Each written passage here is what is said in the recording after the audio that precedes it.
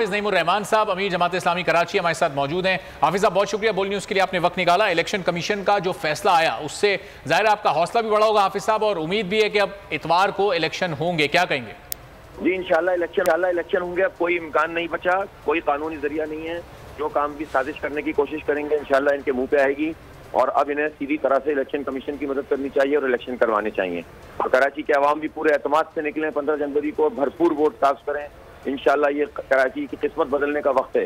ये जो साजिशें हैं ये आपको बता रही हैं कि ये लोग इस इलेक्शन से कितने खौफजदा हैं। अब आवाम को इस चैलेंज को कबूल करना चाहिए और वोट डालने चाहिए। ठीक है, लेकिन हाफिज साहब ये बता दीजिए कि अभी बात हो रही थी इमरान इस्माइल साहब से, वो कह रहे थे कि हमें अभी तक यकीन ही नहीं है इनके ऊपर, ये किस तरह से इलेक्शन कराएंगे। हो सकता है कि उतनी तैयारी से ना कराएं, वहां पर अमला ना पहुंचे या कुछ और मसाइल पैदा कर दें। तो इसके ऊपर आप क्या कहेंगे? ऐसे खदशात आपको भी है?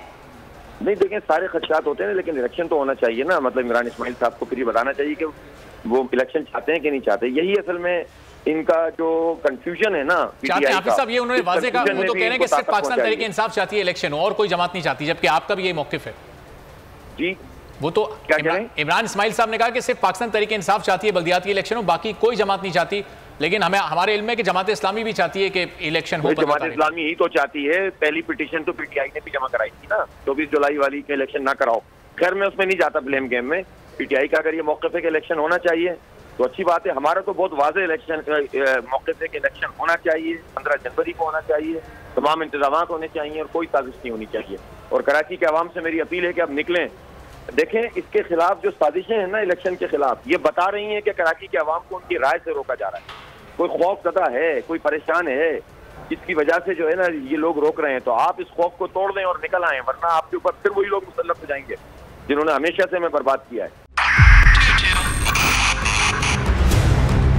2022 बहुत सारे तोहफे भी देखे गया पाकिस्तान की आवाम को। पाकिस्तान की आवाम को एक तोहफा ये दिया कि आवाम को पता चल गया कि पाकिस्तान का मीडिया क्या है। साल 2022 में सबसे ज्यादा देखे जाने वाला चैनल बोल न्यूज रहा नंबर 1। हमने बहुत सारे शोज और ट्रांसमिशंस की, पूरा साल मुसलसल जदोजहद में निकल गया कि ये वोट ऑफ कॉन्फिडेंस के पीछे कौन लोग थे।